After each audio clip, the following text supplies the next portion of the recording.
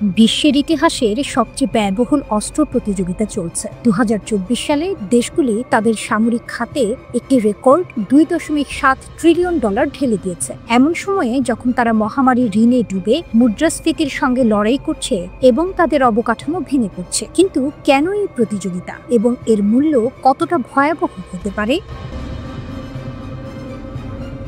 আমেরিকার সাধারণ বাজেটের বাইরে তারা জরুরি খরচের জন্য $30.6 বিলিয়ন বরাদ্দ করেছে, যা পৃথিবীর অধিকাংশ দেশের সামরিক বাজেটের চেয়েও বেশি। এই বিশাল খরচের এক বড় অংশ যাচ্ছে ইউক্রেনের সাহায্যে, যা রাশিয়ার বিরুদ্ধে যুদ্ধ করছে। ইউক্রেনের 155 মিনি গোলাবারুদ ব্যবহার এক বছরে আমেরিকার উৎপাদনের সমান, এবং তা সরবরাহ করতে আমেরিকার কারখানাগুলো বর্তমানে অতি দ্রুত গতিতে কাজ করছে। এই ব্যবহার আমেরিকার সাধারণ জনগণের জন্য বড় বোঝা হয়ে উঠছে, কিন্তু এটি আধুনিক যুদ্ধের অঙ্কের অংশ। চীনের সামরিক খরচও অবাক করার মতো বেড়েছে। তাদের সরকারি বাজেট 2025 সালে $296 বিলিয়ন হলেও বাস্তবে এই খরচ প্রায় $450 বিলিয়ন হতে পারে। চীন এখন বিশ্বের বৃহত্তম নৌবাহিনী তৈরি করেছে এবং তাদের পারমাণবিক অস্ত্রাগারও দ্রুত বৃদ্ধি পাচ্ছে। এতে আমেরিকা প্রতিক্রিয়া দেখাতে প্রায় $1 বিলিয়ন খরচ করছে, এই একটি বিশ্বের সবচেয়ে ব্যয়বহুল দাবা খেলা তৈরি করছে। ইউরোপের দেশগুলোর মধ্যে জার্মানি অন্যতম প্রধান উদাহরণ। 2022 সালে রাশিয়ার আক্রমণের পর জার্মানি তাদের সামরিক বাজেট দ্বিগুণ করতে প্রস্তুত হয়েছে এবং একটি 100 বিলিয়ন ইউরোর বিশেষ তহবিল ঘোষণা করেছে। অন্যদিকে সুইডেন, যে দেশটি দীর্ঘদিন ধরে নিউট্রাল ছিল, এখন ন্যাটোতে যোগ দিয়েছে এবং তাদের সামরিক খাতে 40% বৃদ্ধি করেছে। সুইডেন এবং সুইজারল্যান্ডের মতো দেশগুলি নিজেদের সুরক্ষিত করতে যুদ্ধের প্রস্তুতি নিচ্ছে, অথচ তাদের অর্থনীতি বড় চ্যালেঞ্জের মধ্যে রয়েছে। যতই দেশগুলো নিজেদের শক্তিশালী করার চেষ্টা করছে, ততই তাদের মধ্যে যুদ্ধের ঝুঁকি বাড়ছে। একদিকে চীন এবং রাশিয়া তাদের আধিপত্য প্রতিষ্ঠা করতে চাইছে, অন্যদিকে ইউরোপ এবং আমেরিকা নিজেদের সুরক্ষিত রাখতে আরো বেশি খরচ করছে। তবে এই অর্থের পরিমাণ এত বেশি যে তাদের নিজেদের অর্থনৈতিক অবস্থা সংকটের মধ্যে পড়ে যাচ্ছে। উদাহরণস্বরূপ, জাপান 2024 সালে তার ইতিহাসের সবচেয়ে বড় সামরিক বাজেট ঘোষণা করেছে, যদিও দেশটি বিপুল ঋণের মধ্যে ডুবে আছে। বিশ্বের প্রতিটি দেশ যুদ্ধের জন্য প্রস্তুত হচ্ছে, কিন্তু বাস্তবে তা তাদের জন্য অসম্ভব হতে পারে। আধুনিক যুদ্ধের খরচ এত বেশি যে প্রতিটি গোলাবারুদ, প্রতিটি যুদ্ধ বিমান, প্রতিটি রকেট অত্যধিক দামের হয়ে দাঁড়াচ্ছে। বিশেষ করে যখন সেমিকন্ডাক্টর বা অন্যান্য প্রযুক্তি উৎপাদনে সমস্যা দেখা দেয়, তখন অস্ত্র উৎপাদন বিলম্বিত হয়। এমন পরিস্থিতিতে সামরিক প্রস্তুতি নেওয়ার খরচ জাতীয় অর্থনীতিকে গভীর সংকটে ফেলতে পারে। এখন প্রশ্ন ওঠে, এই প্রস্তুতি কি সত্যিই তাদের নিরাপত্তা নিশ্চিত করবে, নাকি এটি কেবল নিজেদের ধ্বংসের দিকেই নিয়ে যাবে? যুদ্ধের প্রস্তুতির নামে দেশগুলো কি তাদের নিজেদের অস্তিত্ব বিপদের মধ্যে ফেলে দিচ্ছে? একে অপরের বিরুদ্ধে অস্ত্র তৈরি করার প্রতিযোগিতা, যা একটি অব্যাহত আক্রমণাত্মক প্রতিক্রিয়া সৃষ্টি করছে, তা একদিন গোটা পৃথিবীকে বিপদের মধ্যে ফেলতে পারে। ইসরায়েলের রামন বিমানবন্দরে দ্বিতীয় হামলা, এক নতুন শক্তির উত্থান। ইয়েমেনি বাহিনী এবার তাদের শক্তি নতুন করে প্রমাণ করেছে। ডিমোনায় সাইরেন বেজেছে। গাজায় ফিলিস্তিনিদের পাশে দাঁড়িয়ে এবং সানায় ইসরায়েলের বিমান হামলায় ইয়েমেনের প্রধানমন্ত্রী ও কয়েকজন মন্ত্রী নিহত হওয়ার প্রতিশোধ হিসেবে ইয়েমেনি সশস্ত্র বাহিনী ইসরায়েলকে লক্ষ্য করে অভিযান চালাচ্ছে। ইসরায়েলি চ্যানেল 40 নিশ্চিত করেছে, ইয়েমেনি ড্রোন হামলার কারণে রামন বিমানবন্দরের ভিতরে একটি বিস্ফোরণ ঘটেছে। প্রত্যক্ষদর্শীরা জানিয়েছেন যে পুরো এলাকা জুড়ে একটি শক্তিশালী বিস্ফোরণের শব্দ শোনা গেছে। একই সময়ে ইসরায়েলি মিডিয়া জানিয়েছে, বিমানবন্দরের আশেপাশে সাইরেন বাজানো হয়েছে এবং ইসরায়েলি কর্তৃপক্ষ ওই এলাকার আকাশসীমা বন্ধ করে দিয়েছে। ইসরায়েলি মিডিয়া আরও জানিয়েছে যে ইয়েমেনি বাহিনীর আরেকটি ড্রোন হামলার পর দক্ষিণ ইসরায়েলের বিভিন্ন স্থানে সাইরেন বাজানো হয়েছে।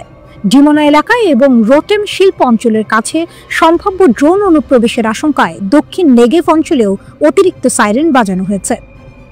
একটি ইসরায়েলি মিডিয়া প্ল্যাটফর্ম জানিয়েছে, ড্রোনটি মূলত ডিমোনা পারমাণবিক গবেষণা কেন্দ্রকে লক্ষ্য করেছিল, কিন্তু তা আটকানো হয়েছে। প্রতিবেদনে আরও বলা হয়েছে, 3টি ভিন্ন ইয়েমেনি ইউএভি বিভিন্ন দিক থেকে ইসরায়েলের আকাশসীমায় উৎক্ষেপণ করা হয়েছে এবং অনুপ্রবেশ করেছে। 7 সেপ্টেম্বর ইয়েমেনি সশস্ত্র বাহিনী ঘোষণা করেছে তাদের ইউএভি ইউনিট একটি বড় অভিযান পরিচালনা করেছে এবং একাধিক লক্ষ্যবস্তুতে আঘাত করেছে। তাদের ড্রোনগুলি নেগেভের রামন বিমানবন্দরে সরাসরি আঘাত করতে সক্ষম হয়েছে, যার ফলে বিমান চলাচল বন্ধ হয়ে গেছে। এছাড়া উম্মে আল রাশরাশ, আসকালান, ইজদুদ এবং ইয়াফার বিভিন্ন স্থানে আরও আক্রমণ চালানো হয়েছে। ইয়েমেনি সশস্ত্র বাহিনী সমস্ত বিমান সংস্থাকে সতর্ক করেছে যে অধিকৃত ফিলিস্তিনি অঞ্চলের বিমানবন্দরগুলি অনিরাপদ এবং ক্রমাগত লক্ষ্যবস্তু হতে পারে।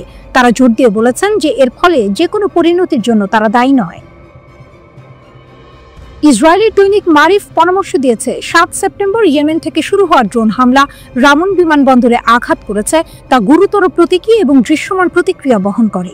তারা উল্লেখ করেছে যে এর প্রভাব দৃশ্যমান ক্ষতির চেয়ে কম, কিন্তু বিমান চলাচলের উপরে নৈতিক এবং প্রতীকী গুরুত্ব অনেক বেশি। পত্রিকায় আরও বলা হয়েছে যে আন্তর্জাতিক গণমাধ্যম ভুল করে বেন গুরিয়নের মতো অন্য একটি ইসরায়েলি বিমানবন্দরে হামলার খবর দিতে পারে।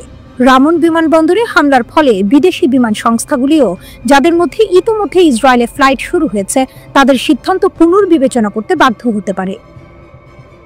মারিফ গত মে মাসের ঘটনাও স্মরণ করিয়েছে, যখন ইয়েমেনি সশস্ত্র বাহিনী কর্তৃক নিক্ষেপ করা একটি ক্ষেপণাস্ত্র বেন গুরিয়ন বিমানবন্দরে আঘাত করতে সক্ষম হয়। তারপরে ইসরায়েলি কর্তৃপক্ষ বিদেশি বিমান সংস্থার ঊর্ধ্বতন কর্মকর্তাদের রাজি করাতে তৎপর হয়, যাতে দখলকৃত ফিলিস্তিনি অঞ্চলে ফ্লাইট পুনরায় শুরু করা যায়।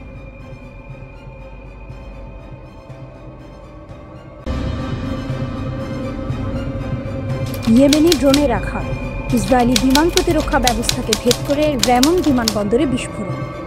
এক ভয়াবহ মুহূর্ত যখন ইসরায়েলি আকাশসীমা ভেদ করে একটি ইয়েমেনি ড্রোন দক্ষিণ ফিলিস্তিনের রামন বিমানবন্দরে আঘাত হানে। একটি সাধারণ দিনেই একটি ড্রোন ইসরায়েলের বিমান প্রতিরক্ষা ব্যবস্থা ভেদ করে পৌঁছে যায় তার লক্ষ্যবস্তুতে। ইসরায়েলের প্রতিরক্ষা ব্যবস্থাকে ভেদ করেছে ইয়েমেনি শক্তি। 7 সেপ্টেম্বর সকালে ইয়েমেনি ড্রোনটি ফিলিস্তিনের আকাশসীমা অতিক্রম করে দক্ষিণ ফিলিস্তিনের রামন বিমানবন্দরে হামলা চালায়, যেটি ছিল একেবারে অপ্রত্যাশিত। সোশ্যাল মিডিয়ায় প্রকাশিত ফুটেজে দেখা যায় ড্রোনের বিস্ফোরণ এবং পরবর্তীতে সেই জায়গা থেকে ধোঁয়া উঠে আসছে। ঘটনা যেন আকস্মিক, যা ইসরায়েলি নিরাপত্তা ব্যবস্থা ভেদ করতে সফল হয়েছে। এটি কেবল একটি আক্রমণ নয়, ইয়েমেনের শক্তির বার্তা। ইসরায়েলি মিডিয়া জানায় ইয়েমেন থেকে উৎক্ষেপিত চতুর্থ ড্রোনটি রামন বিমানবন্দরের যাত্রী টার্মিনালে আঘাত হানে। এই হামলার ফলে 2 জন বসতি স্থাপনকারী আহত হন। ইসরায়েলের বিমান প্রতিরক্ষা ব্যবস্থা, যা এতদিন অপ্রতিরোধ্য বলে পরিচিত ছিল, তা এবার ভেঙে পড়ল। এই হামলা বিশ্বের কাছে এক শক্তিশালী বার্তা হয়ে উঠেছে ইয়েমেনি প্রতিরোধের শক্তি। তারা যেভাবে তাদের ড্রোনগুলিকে ইসরায়েলি প্রতিরক্ষা ব্যবস্থার ভেতর দিয়ে পাঠাতে সক্ষম হয়েছে, তা ইসরায়েলের জন্য বড় এক চ্যালেঞ্জ হয়ে দাঁড়িয়েছে। পূর্বে থামানো হয়েছিল 3টি ড্রোন। যদিও ইয়েমেন থেকে উৎক্ষেপিত 3টি ড্রোন প্রতিরক্ষা ব্যবস্থার মাধ্যমে বাধা পেয়েছিল, কিন্তু চতুর্থ ড্রোনটি ইসরায়েলের শীর্ষ প্রতিরক্ষা ব্যবস্থাকে ভেদ করতে সক্ষম হয়। এটা প্রমাণ করে যে ইয়েমেনি বাহিনী তাদের শক্তি এবং কৌশলকে আরও উন্নত করেছে, তাদের প্রতিরোধের ক্ষমতা আরও বৃদ্ধি পেয়েছে। আকাশপথে চলাচল বন্ধ। হামলার পর বিমানবন্দর কর্তৃপক্ষ আকাশপথে চলাচল বন্ধ করে দেয়। বিমানবন্দর থেকে যাতায়াতকারী যাত্রীদের নিরাপত্তার জন্য বিমান চলাচল সাময়িকভাবে স্থগিত করা হয়। তবে ঘটনাস্থলে কোনো বড় ধরনের ক্ষতি হয়নি এবং তেমন কোনো বড় ধ্বংসাত্মক প্রভাবও দেখা যায়নি। ইয়েমেনের সশস্ত্র বাহিনী ইসরায়েল ও তার মিত্রদের বিরুদ্ধে পাল্টা হামলা জোরদার করার অঙ্গীকার করেছে। হুথি সরকারের ভারপ্রাপ্ত প্রধানমন্ত্রী মোহাম্মদ মুফতা এক বিবৃতিতে বলেছেন, আমরা পিছু হটব না। আমরা আমেরিকান, ইসরায়েলি, ব্রিটিশ এবং আরব ইহুদিদের জন্য কাঁটা হয়ে থাকব। বিশ্বের সামনে ইয়েমেনি শক্তির উত্থান। এই হামলা শুধু একটি আক্রমণ নয়, এটি ইয়েমেনি প্রতিরোধের শক্তির জাগরণ। ইয়েমেনের নয়া কৌশল ফিলিস্তিন ও ইসরায়েল ইস্যুতে নতুন মাত্রা যোগ করেছে। ইসরায়েল যেভাবে প্রায় অপরাজেয় ছিল, ইয়েমেনি ড্রোন তার গর্বে চির ধরিয়ে দিয়েছে। ইয়েমেনের সামরিক সক্ষমতা ও প্রতিরোধের বার্তা। ইয়েমেনি ড্রোন হামলার মাধ্যমে তারা জানিয়ে দিয়েছে, শক্তির মাপকাঠি শুধু বড় অস্ত্র নয়, কৌশল এবং প্রযুক্তিতেও শীর্ষে থাকতে হবে। ইয়েমেন এই হামলার মাধ্যমে পৃথিবীকে দেখিয়েছে যে তাদের প্রতিরোধ বাহিনী কতটা শক্তিশালী এবং বিশ্ব শক্তির মুখোমুখি দাঁড়াতে তারা সক্ষম।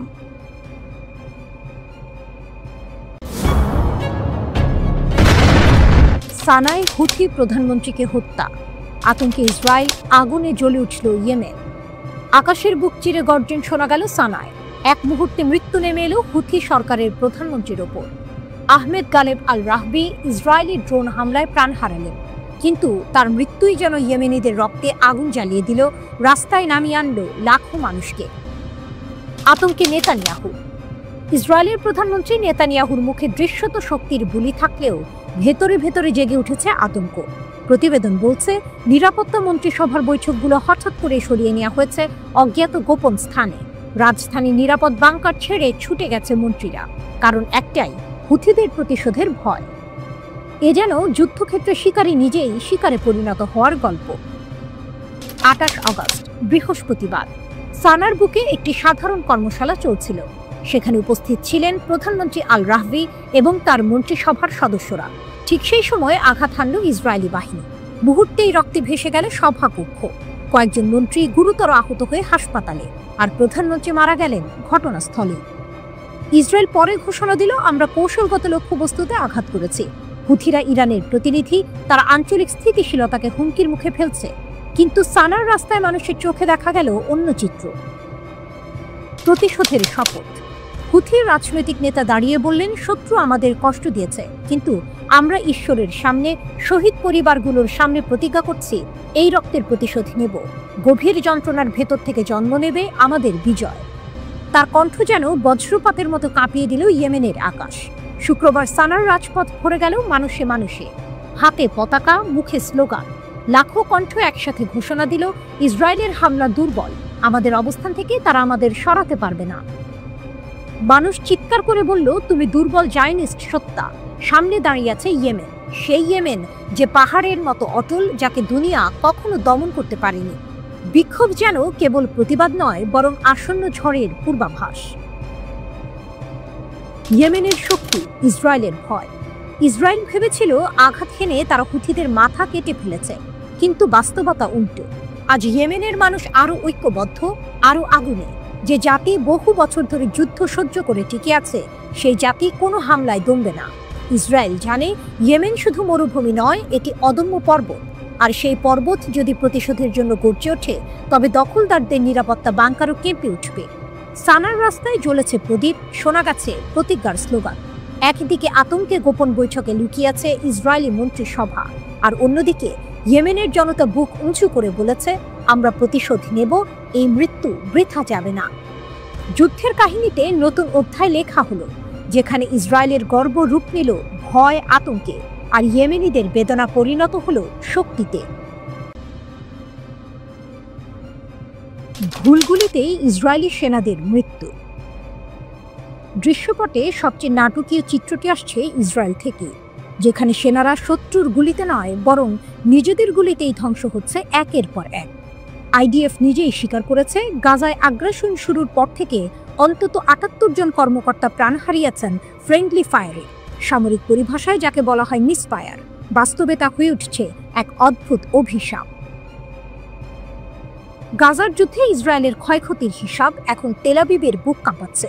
এখন পর্যন্ত নিহত হয়েছে মোট ৮৯৯ জন সেনা, যাদের মধ্যে ৪৫৫ জন স্থল অভিযানে। আহতদের সংখ্যা পৌঁছেছে ৬,২১০-এ, যার মধ্যে ৯২৫ জনের অবস্থা গুরুতর। শুধু স্থল অভিযানে আহত ২,৮৮০ সেনা, আর তাদের মধ্যে অন্তত ৫৫২ জন মৃত্যুর মুখে লড়াই করছে। এমন রক্তক্ষয়ী অঙ্ক ইসরায়েলের সামরিক শক্তিকে প্রশ্নের মুখে ফেলছে। কেফির ব্রিগেডের সিমসন ব্যাটালিয়নের প্লাটুন কমান্ডার লেফটেন্যান্ট ওরি নিহত হয়েছেন গাজা উপত্যকার দক্ষিণাংশে এক বিস্ফোরণে। সেনাবাহিনী স্বীকার করেছে, কিন্তু কারণ খোলাসা করেনি। এই এক মৃত্যু যোগ হয়ে গেল আগের দীর্ঘ তালিকায়, আর সংখ্যা দাঁড়ালো ৮৯৯-এ। কিন্তু আসল টুইস্ট অন্য জায়গায়। এর মধ্যে অন্তত ৩১ জন সেনা নিজেরাই মারা গেছে নিজেদের গুলিতে।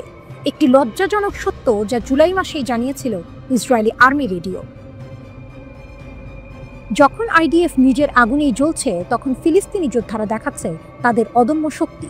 সুড়ঙ্গ থেকে হানা, হঠাৎ মর্টার বর্ষণ, বিস্ফোরণ আর গেরিলা আক্রমণে তারা কাবু করে তুলছে আধুনিক অস্ত্রে সজ্জিত ইসরায়েলি বাহিনীকে। গাজার রাস্তায় প্রতিটি বাঁক যেন ফাঁদ, প্রতিটি ছায়া যেন খাপটি মেরে থাকা এক প্রতিরোধ যোদ্ধা। ইসরায়েলি সেনারা যখন শহরের ভেতরে ঢোকার চেষ্টা করছে, তখন আল কাসাম ব্রিগেড কিংবা ইসলামিক জিহাদের লড়াই প্রতিটি পদক্ষেপ করছে দুর্বিষহ। এ কারণেই এত ক্ষয়ক্ষতি। নতুন পরিকল্পনা, নতুন ভয়। সব ব্যর্থতা সত্ত্বেও ইসরায়েল সরকার থামছে না। গাজা সিটি পুরোপুরি দখলের ঘোষণা দিয়েছে তারা। ইতিমধ্যেই জৈতুন ও জাবালিয়া এলাকায় সেনারা অভিযান চালাচ্ছে। প্রতিরক্ষামন্ত্রী ইসরায়েল কাটস পরিকল্পনা অনুমোদন করেছেন সেপ্টেম্বরের শুরুতে ডাকা হচ্ছে আরও 60,000 রিজার্ভ সেনা, যেন যুদ্ধক্ষেত্রে ঢাল হিসেবে নামানো হয় নতুন তরুণদের। কিন্তু ফিলিস্তিনিরা শুধু লড়াই করছে না, তারা লড়াই করছে নিজের ঘরে, নিজের মাটি, নিজের অস্তিত্ব রক্ষার জন্য। দৃশ্যপট যেন কোনো যুদ্ধ চলচ্চিত্র। একদিকে বিশ্বের অন্যতম শক্তিশালী সেনাবাহিনী, অন্যদিকে হাতে গোনা অস্ত্র আর সীমিত সম্পদ নিয়ে প্রতিরোধ যোদ্ধারা। কিন্তু ফলাফলে উল্টো চিত্র। ইসরায়েল হারাচ্ছে সেনা, ফিলিস্তিনিরা হারাচ্ছে জীবন, অথচ লড়াইয়ের ময়দান জুড়ে বাজছে একটাই সুর: প্রতিরোধ কখনো শেষ হয় না। ইসরায়েলি বাহিনী সত্যিই নিজের অস্ত্রেই নিজেকে ধ্বংস করছে, নাকি গাজার অন্ধকার সুড়ঙ্গ থেকে আসা প্রতিরোধের গর্জন তাদের ভুলগুলো আরও বাড়িয়ে দিচ্ছে?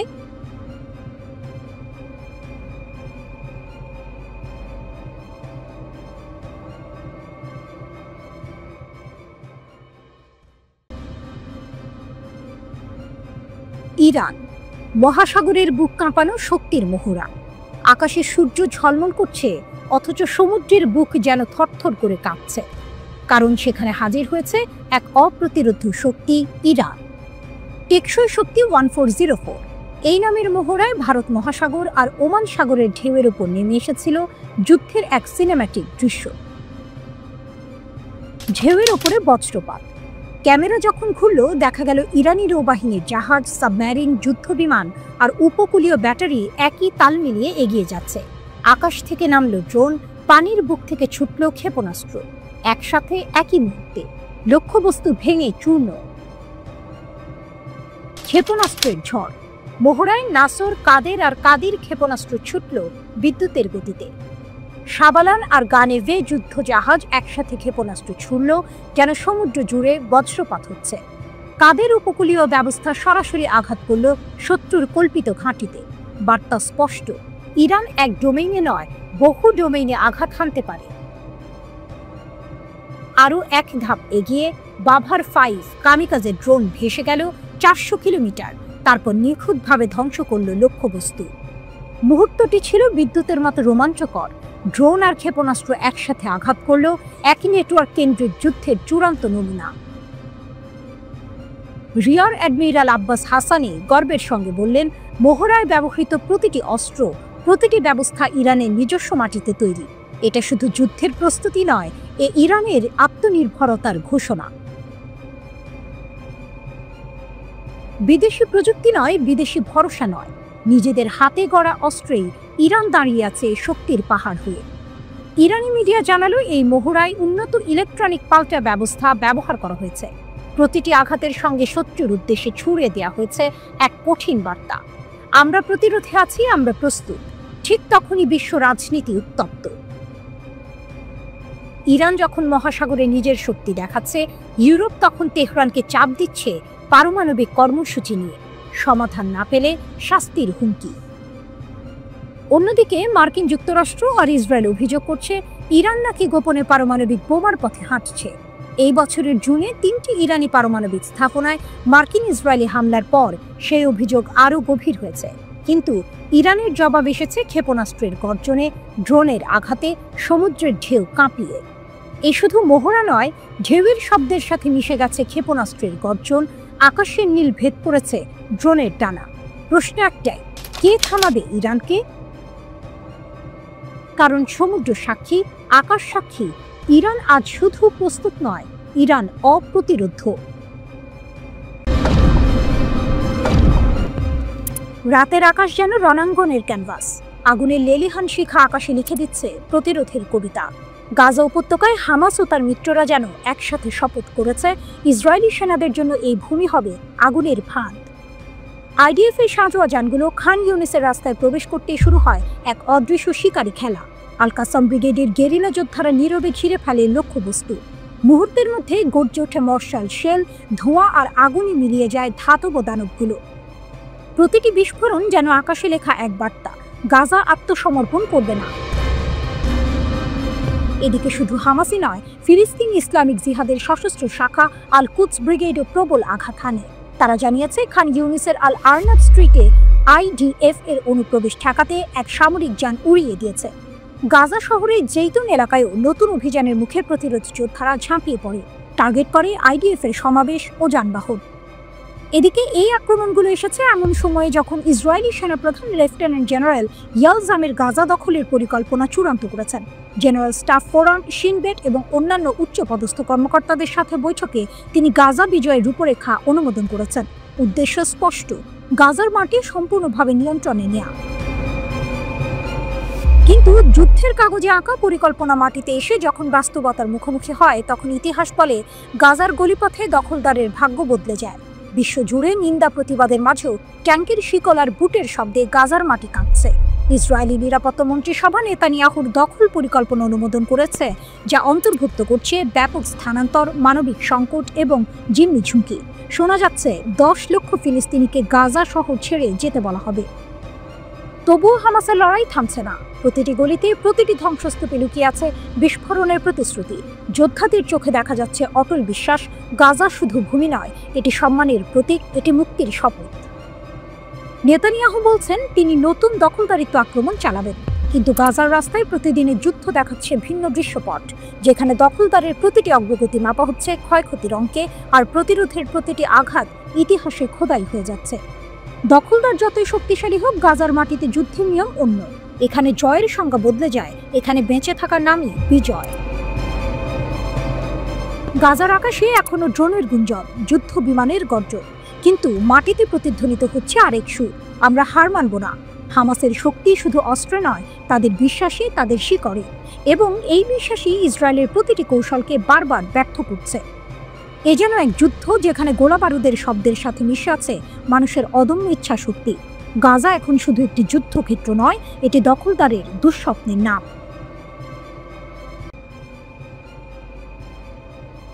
ইয়েমেনি সশস্ত্র বাহিনী কি 4 মিলিয়ন ইসরায়েলিকে জীবনের জন্য দৌড়াতে বাধ্য করেছে? ইয়েমেনিদের প্যালেস্টাইন 2 ক্ষেপণাস্ত্র আইডিএফ এর ঢাল ভেদ করে গেছে।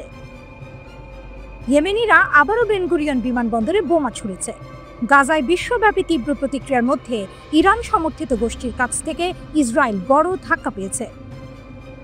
ইয়েমেনিরা ইসরায়েলের বেন গুরিয়ন বিমানবন্দরে সফল ক্ষেপণাস্ত্র হামলার দাবি করেছে। একটি টেলিভিশন বিবৃতিতে ইয়েমেনি সশস্ত্র বাহিনী জানিয়েছে তারা প্যালেস্টাইন 2 ক্ষেপণাস্ত্র দিয়ে বেন গুরিয়ন বিমানবন্দরে আঘাত করেছে।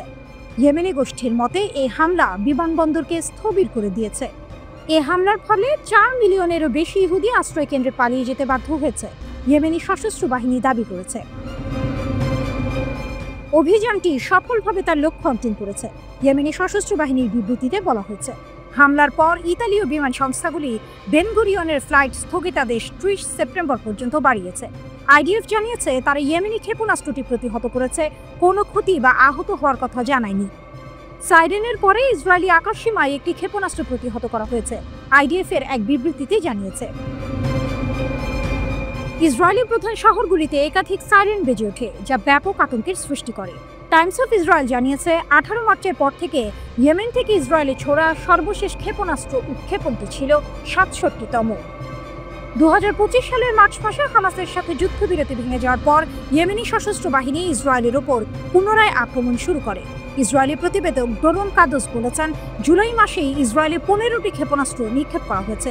প্রতিশোধ হিসেবে ইসরায়েল ইয়েমেনে হুথি সম্পর্কিত একাধিক ঘাঁটিতে আঘাত করছে। ইয়েমেনের সশস্ত্র বাহিনীর মুখপাত্র ইয়াহিয়া সারি বলেন ইসরায়েলের শাসন ব্যবস্থা গোটা বিশ্বের জন্য হুমকি।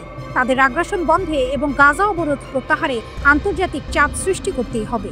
তিনি জানান বর্তমানে গাজার জনগণ চরম খাদ্য ও পানির সংকটে ভুগছে, যা কোনো মানবিক বিবেচনাতেই গ্রহণযোগ্য নয়, বিশেষ করে আরব ও মুসলিম দুনিয়ার কাছে। 2023 সালের 7 অক্টোবর থেকে গাজায় সামরিক অভিযান শুরু করে ইসরায়েল। এরপর থেকেই নির্যাতিত ফিলিস্তিনিদের পাশে দাঁড়িয়ে দখলদারদের বিভিন্ন গুরুত্বপূর্ণ স্থাপনায় হামলা চালিয়ে যাচ্ছে ইয়েমেনিরা। বিশেষ করে লোহিত সাগর ও ইসরায়েলি বন্দরে তারা তাণ্ডব চালিয়েছে। এ কারণে আমেরিকা ও দখলদার সেনাদের হামলার শিকার হয় ইয়েমেনি সশস্ত্র বাহিনী, কিন্তু তাতে মোটেও দমেনি ইস্পাত দৃঢ় যোদ্ধারা। নেতানিয়াহুর নেতৃত্বে চলা আগ্রাসনের বিরুদ্ধে চোখে চোখ রেখে প্রতিরোধ গড়ে তুলেছে তারা। এদিকে গাজায় গণহত্যা বন্ধ করছে না দখলদার ইসরায়েল। মানবিক সহায়তার নামে পবিত্র ভূমির বাসিন্দাদের হত্যায় মেতে উঠেছে বেনিয়ামিন নেতানিয়াহুর সেনারা। আর এরই মধ্যে গাজা উপত্যকায় দেখা দিয়েছে চরম খাদ্য ও মানবিক সংকট।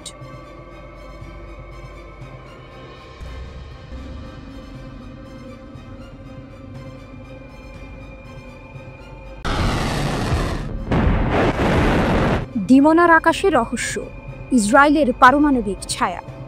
একটা ছবি স্যাটেলাইটের তোলা, আর সেই ছবিতেই উঁকি দিল ভয়ঙ্কর এক সত্য। ইসরায়েল আবার নতুন করে পারমাণবিক আগুন জ্বালাচ্ছে। ডিমোনা শহরের কাছে নেগেভ মরুভূমির বুক চিরে উঠছে নতুন ভবন। বিশাল কংক্রিটের দেয়াল, ভূগর্ভে বহু তলা, মাথার উপর ঘুরছে ক্রেন। দৃশ্যটা একেবারেই সামরিক, একেবারেই গোপন। শিমন পেরেস নেগেভ পারমাণবিক গবেষণা কেন্দ্র পশ্চিম এশিয়ায় ইসরায়েলের সবচেয়ে রহস্যময় জায়গা। বহু দশক ধরে তারা দাবি করে না, অস্বীকারও করে না, অথচ বিশ্বজুড়ে সবাই জানে এটাই ইসরায়েলের পারমাণবিক অস্ত্রের কেন্দ্র। 5 জুলাই প্ল্যানেট ল্যাবসের তোলা ছবি বিশ্লেষণ করে 7 জন বিশেষজ্ঞ একসুরে বলেছেন, এটা নিছক গবেষণা নয়, এটা পারমাণবিক অস্ত্র কর্মসূচির অংশ। 3 জন বিশেষজ্ঞ মনে করছেন সেখানে তৈরি হচ্ছে একটি নতুন ভারী পানির চুল্লি, যেখানে প্লুটোনিয়াম উৎপাদন হবে, যা সরাসরি পারমাণবিক বোমায় ব্যবহারযোগ্য। অন্য 4 জন বলছেন এটা হতে পারে অস্ত্র ভাণ্ডার, যেখানে নিরাপদে রাখা হবে পারমাণবিক বোমা। যেটাই হোক, সত্য একটাই, ইসরায়েল আবারও পারমাণবিক শক্তি বাড়াচ্ছে। অস্বীকার আর নীরবতা। ইসরায়েল সরকার কোনো মন্তব্য করছে না, যুক্তরাষ্ট্রও চুপ। তাদের নীতি একই, না স্বীকার না অস্বীকার। কিন্তু সবাই জানে ইসরায়েলের হাতে অন্তত 200 থেকে 400 পারমাণবিক ওয়ারহেড রয়েছে। পশ্চিম এশিয়ায় একমাত্র অপ্রচলিত অস্ত্রের মালিক তারা, অথচ তারা কখনো এনপিটি বা পারমাণবিক বিস্তার রোধ চুক্তি স্বাক্ষর করেনি, কোনো আন্তর্জাতিক পরিদর্শককেও ঢুকতে দেয় না। এই দৃশ্য চোখে পড়ছে এক ভয়ঙ্কর দৃশ্যের ভেতর। 13 জুন ইসরায়েল হঠাৎ করেই ইরানে হামলা চালায়, মেরে ফেলে সামরিক কমান্ডার, বিজ্ঞানী, এমনকি সাধারণ মানুষ। এরপর আমেরিকা যোগ দেয়, 3টি ইরানি পারমাণবিক স্থাপনায় বোমা ফেলে। ইরানের শান্তিপূর্ণ কর্মসূচিকে ভেঙে চুরমার করা হয়, অথচ ইসরায়েলের বোমা বানানোর গোপন কাজ চলছেই। এটাই টুইস্ট।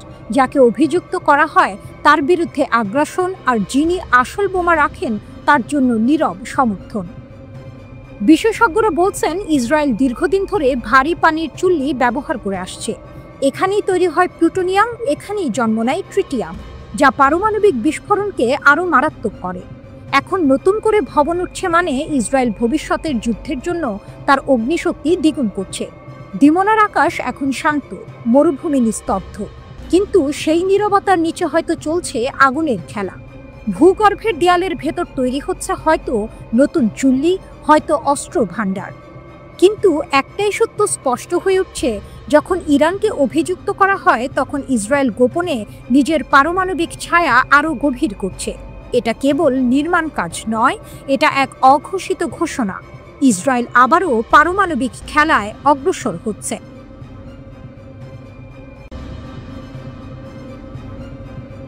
ফিনিক্সের মতো ইরান, ধ্বংসস্তূপ থেকে নতুন উত্থান। আগুনে পুড়ে ধ্বংস হয়ে গিয়েও আবার উঠে দাঁড়ায় ফিনিক্স পাখি। আজ সেই উপমায় যেন ইরানের জন্য সবচেয়ে মানানসই, কারণ মার্কিন যুক্তরাষ্ট্রের বাংকার বাস্টার বোমা কিংবা টমাহক মিসাইল যা অন্য দেশে মৃত্যুবার্তা বয়ে আনে, তা ইরানের জন্য যেন সামান্য আঁচড়। আর তাই ছায়ের স্তূপের মাঝে ইরান আবারও জেগে উঠছে আরও শক্তিশালী হয়ে। ভাঙা গড়ার প্রতিযোগিতা। গত জুনে ইসরায়েলি বিমান হামলায় কেঁপে উঠেছিল মুজদি সাইট। একের পর এক বিস্ফোরণে মাটিতে মিশে গিয়েছিল গবেষণা কেন্দ্র। স্যাটেলাইট ছবিতে ধরা পড়ে দিনরাত এক করে ক্রেন, বুলডোজার ব্যস্ত ভবন ভাঙতে, ধ্বংসাবশেষ সরাতে, যেন প্রতিযোগিতা চলছে মুহূর্তে সবকিছু মুছে ফেলার। তবে এ শুধু ভাঙা ভবন সরানো নয়, বরং এক গোপন ইতিহাস লুকিয়ে ফেলার চেষ্টাও বটে। ইরানের গোপন রহস্য।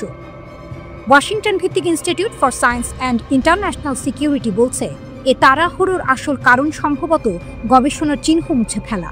তাদের ধারণা, ওই গবেষণা সরাসরি পারমাণবিক অস্ত্র তৈরির সঙ্গে যুক্ত হতে পারে। প্রতিষ্ঠানটির প্রধান ডেভিড অলব্রাইট বলেন, ইরান চাইছে সবকিছু নতুন করে শুরু করতে।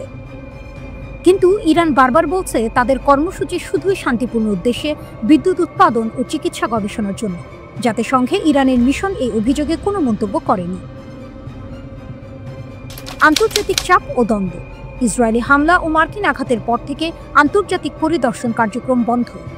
IAEA প্রধান রাফায়েল গ্রসি স্পষ্ট জানিয়ে দিয়েছেন, ইরান আইনের দিক থেকে বাধ্য, পরিদর্শকদের ঢুকতে দিতে হবে। তিনি দাবি করেছেন শুধু ফর্দু, নাতানজ বা ইস্পাহান নয়, সব স্থাপনায় ঢুকতে হবে। অন্যদিকে ইউরোপের 3 দেশ ব্রিটেন, ফ্রান্স ও জার্মানি 2015 সালের চুক্তি অনুযায়ী জাতিসংঘের পুরনো নিষেধাজ্ঞা আবার চালু করার প্রস্তুতি নিচ্ছে, কারণ ইরানের কাছে 400 কিলোগ্রামের বেশি সমৃদ্ধ ইউরেনিয়াম মজুদ আছে, যার বিশুদ্ধতা প্রায় অস্ত্র তৈরির পর্যায়ে পৌঁছে গেছে। গোপন প্রকল্পের ছায়া। IAEA বলছে মুজদি সাইটের যোগসূত্র ছিল আমাদ প্ল্যান্টের সঙ্গে। ধারণা করা হয় এটি এক গোপন প্রকল্প যা 2003 সালে শেষ হয়। ইসরায়েলের হামলায় ধ্বংস হওয়া ভবনগুলোর একটি যুক্ত ছিল অ্যাপ্লাইড ফিজিক্স ইনস্টিটিউটের সঙ্গে, আরেকটি শাহিদ কারিনী গ্রুপের সঙ্গে, যারা ক্ষেপণাস্ত্র ও বিস্ফোরক প্রকল্পে জড়িত বলে দীর্ঘদিন ধরে মার্কিন নিষেধাজ্ঞার আওতায়।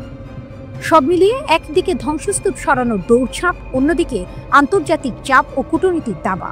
প্রশ্ন উঠছে, ইরান কি সত্যিই গোপনে পারমাণবিক বোমার পথে হাঁটছে, নাকি নিজের নিরাপত্তা ও সার্বভৌমত্ব রক্ষার লড়াই করছে? যাই হোক, নিশ্চিত একটি বিষয় আছে, প্রতিটি হামলার পর ইরান আরও দৃঢ় হয়ে উঠছে। ধ্বংসের ভেতর দিয়েই তারা যেন নতুন করে জন্ম নিচ্ছে, এক ফিনিক্সের মতো। আর বিশ্ব দেখছে কোনো মিসাইল, কোনো বোমাই ইরানের অগ্নিশক্তিকে নিভিয়ে দিতে পারছে না। হারিয়ে গেছে কি ইরানের পারমাণবিক অস্ত্রের উপাদান? কল্পনা করুন, এক সকালে হঠাৎ জাতিসংঘের পরমাণু সংস্থা IAEA ঘোষণা করল ইরানের ইউরেনিয়াম মজুদের সঠিক হিসাব তাদের কাছে নেই। যেন হাওয়ায় মিলিয়ে গেছে সেই তথ্য। এই খবরে কেঁপে উঠল ওয়াশিংটন, তেল আবিব আর ইউরোপের রাজধানীগুলো। প্রশ্ন জেগেছে, হারিয়ে গেছে কি পারমাণবিক অস্ত্রের মূল উপাদান, নাকি ইরান দেখালো তার আসল শক্তি? গোপন খেলার শুরু। মার্কিন সংবাদ মাধ্যম ব্লুমবার্গের বরাতে লন্ডন ভিত্তিক ইরান ইন্টারন্যাশনাল জানিয়েছে IAEA এখন আর জানে না ঠিক কতটা সমৃদ্ধ ইউরেনিয়াম আছে ইরানের হাতে, অথচ এই ইউরেনিয়ামই বোমা তৈরির সবচেয়ে কাছাকাছি উপাদান। তাই আন্তর্জাতিক পরমাণু সংস্থার উদ্বেগ এখন স্পষ্ট। কোথায় গেল সেই ইউরেনিয়াম? যুদ্ধের পর নাটকীয় মোড়। কদিন আগেই ইসরায়েল আমেরিকার সঙ্গে টানা 12 দিনের যুদ্ধ শেষ করেছে ইরান। যুদ্ধ শেষ হতেই তেহরান ঘোষণা দেয় তাদের পারমাণবিক কেন্দ্রে আর কোনো আন্তর্জাতিক নজরদারি চলবে না। এরপরই ইরানের সংসদে পাশ হয় নতুন আইন, যা কার্যত বিদেশি পরিদর্শকদের দরজা বন্ধ করে দেয়। অর্থাৎ ইরান এখন নিজের খেলা খেলছে, বাইরের কাউকে ঢুকতে দিচ্ছে না। অদৃশ্য ইউরেনিয়ামের রহস্য। সম্প্রতি IAEA এর একটি পর্যবেক্ষক দল ইরান সফরেও যায়। তেহরান তাদের রাশিয়া নির্মিত বুশেহর পারমাণবিক বিদ্যুৎ কেন্দ্র দেখতে আমন্ত্রণ জানায়, কিন্তু সেই দলটি সেখানে যায়নি। ফলাফল আজও অজানা থেকে গেছে আসল প্রশ্ন, ইরানের গোপন মজুদের মধ্যে কি ঘটছে? আর সেই অজানাই এখন ভয়ের কারণ হয়ে দাঁড়িয়েছে পশ্চিমাদের কাছে। ইরান বারবার বলছে তারা ইউরেনিয়াম ব্যবহার করছে শুধু বেসামরিক কাজে, বিদ্যুৎ উৎপাদনে, চিকিৎসায়, গবেষণায়। কিন্তু পশ্চিমারা জানে এটাই সেই সীমারেখা যেখান থেকে মাত্র এক ধাপ এগোলেই বোমা বানানো সম্ভব। ইউরোপের হুমকি বনাম তেহরানের শক্তি। ফ্রান্স, জার্মানি ও যুক্তরাজ্য ইতিমধ্যেই হুঁশিয়ারি দিয়েছে চলতি মাসের শেষে আলোচনায় না বসলে ইরানের বিরুদ্ধে ফের স্ন্যাপব্যাক নিষেধাজ্ঞা ফিরিয়ে আনা হবে, অর্থাৎ আবারও চেপে ধরা হবে তেহরানকে। কিন্তু ইরানের উত্তর ছিল আরও কঠিন। তারা বলেছে প্রয়োজনে NPT চুক্তি থেকেও বেরিয়ে যাবে। NPT, যেটি মূলত দেশগুলোকে পারমাণবিক অস্ত্র না বানানোর প্রতিশ্রুতি দেয়। ইরান যদি সেখান থেকে সরে দাঁড়ায়, তবে আর কোনো আন্তর্জাতিক শক্তি তাদের থামাতে পারবে না। আজ ইরান যেন এক অদৃশ্য ছায়ার মতো দাঁড়িয়ে আছে পশ্চিমাদের সামনে। তারা কি সত্যিই পারমাণবিক অস্ত্র বানানোর পথে, নাকি কেবল রাজনৈতিক কূটনীতির দাবার চাল? IAEA এর হিসাবের বাইরে থাকা ইউরেনিয়াম যেন এক রহস্য। এখন প্রশ্ন একটাই, ইরান কি কেবল প্রতিরক্ষার নামে খেলছে, নাকি সত্যিই তৈরি করছে ইতিহাসের সবচেয়ে ভয়ঙ্কর শক্তি?